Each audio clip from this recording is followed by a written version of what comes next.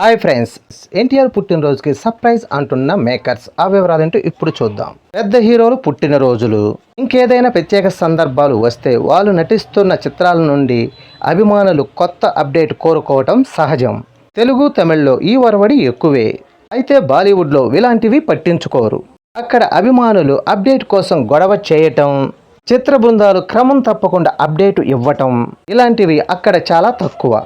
అయితే టాలీవుడ్ స్టార్ బాలీవుడ్ వెళ్ళి సినిమా చేస్తే అప్పుడు అభిమానుల ఆకాంక్షను పట్టించుకుంటారా అనే సందేహాలు వస్తున్నాయి.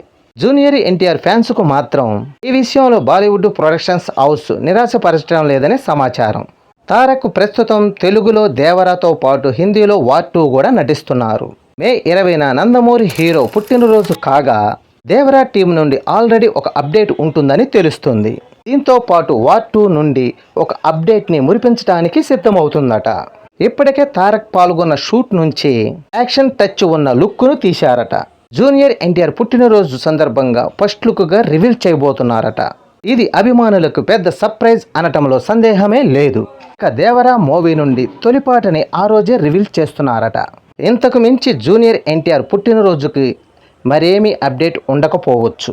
ప్రశాంత్ నీల్తో తారక్ చేయాల్సిన సినిమా నుంచి గత ఏడాది ఒక లుక్ని రివీల్ చేశారు. ఇక ఈ చిత్రం ఇప్పుడప్పుడే పట్టాలెక్కే అవకాశం లేకపోవడంతో ఈ ఏడాది దాని నుండి ఒక అప్డేటు ఉండకపోవచ్చు.